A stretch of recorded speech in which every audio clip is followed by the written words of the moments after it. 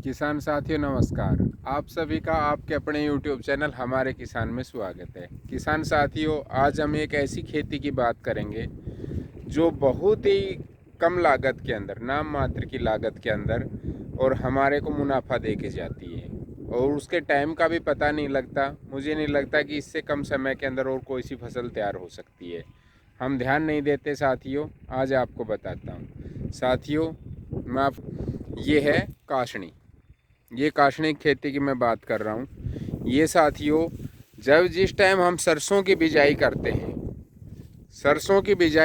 साथियों, जब हम सरसों के अंदर पहला पानी निकालते हैं, उसी टाइम के अंदर साथियों हम खेत के अंदर इसको छिड़काव कर देते हैं सरसों के खेत के अंदर।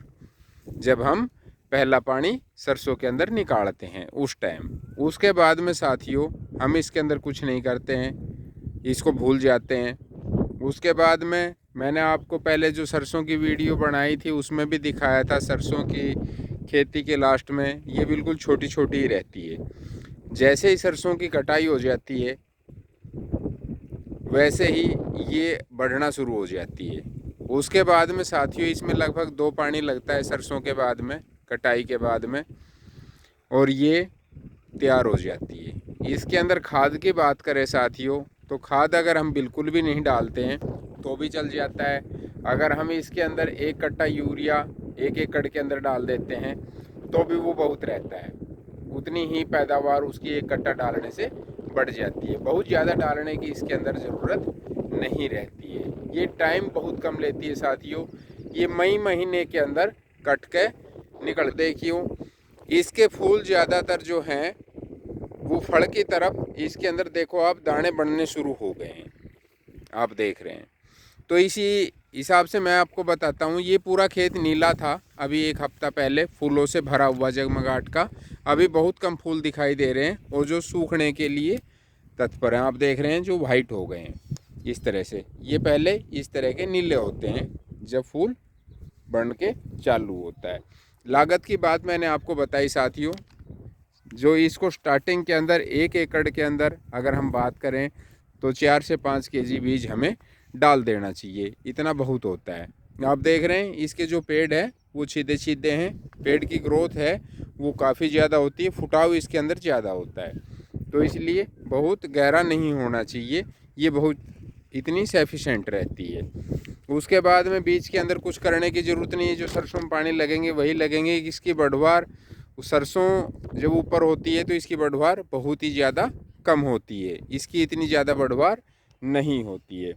लागत इसके अंदर जो बीज का खर्चा आता है वही आता है साथियों, उसके अलावा कोई एक्स्ट्रा खर्चा नहीं आता।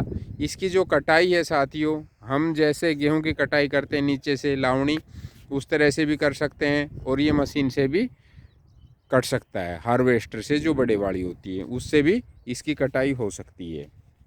इसका भाव साथियों तो भाव जो काशनी का भाव है वो चौंकाने वाला होता है। नॉर्मली साथियों 8 से 15 हज़ार तक का इसका रेट नॉर्मली के अंदर घूमता है पूरे साल भर के अंदर। और कभी कभी तो आप लोगों को याद होगा कि सोने की तरह ये 25,000 रुपये कुंटल तक बिक गया था एक बार। तो पता नहीं साथियों, हो सकता है बहुत अच्छा ही भाव दे जाए। तो इसलिए साथियों के दौरान जो हमारी खेती है उसके अंदर कुछ भी बिजाई हम नहीं करते हैं और आगे बाजरा, इसी खेत के अंदर बाजरा हम लगाएंगे। वो बाजरा अच्छे तरीके से ग्रो कर जाएगा, लग जाएगा। इससे जो फसल है वो खेत, जो हमारा खेत है जिसको दुपछला बोलते हैं, कि अगली खेती कमज़ोर होगी, ऐसा कुछ नहीं है साथियों। इसके अंदर बाजरे की खेती अच्छी होगी, इससे दुपछला नहीं मानता है, उल्टा इसका खाद लगता है। ये ऐसी खेती है।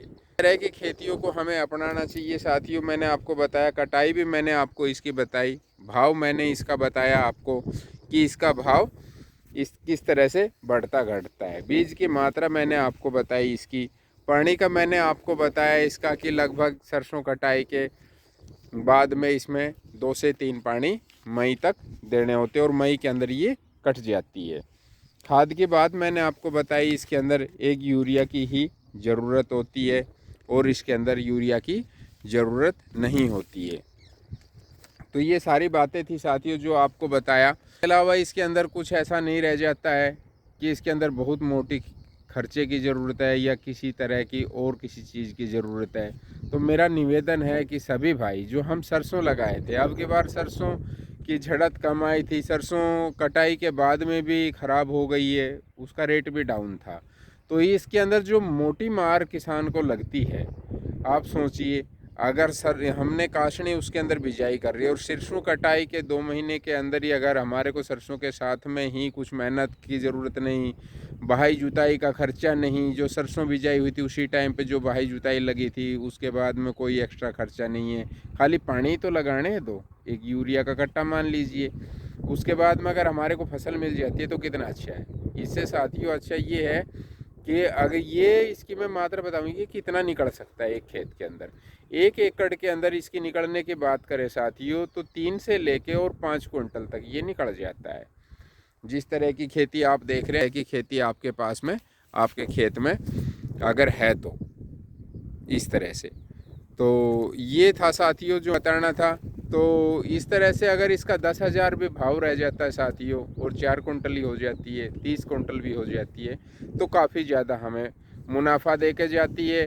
अगर हमारी सरसों मान लीजिए कि अब की बार कम हुई है या 20 से ऊपर जितनी भी रह जाए, ऊपर से काशनी हो तो कितना अच्छा हो। तो वीडियो बहुत ज़रूरी था साथियों। मैं चाहता हूँ अगले साल के लिए जिस भाई ने भी सरसों लगानी है वो काशनी की खेती को ज़रूर चुने।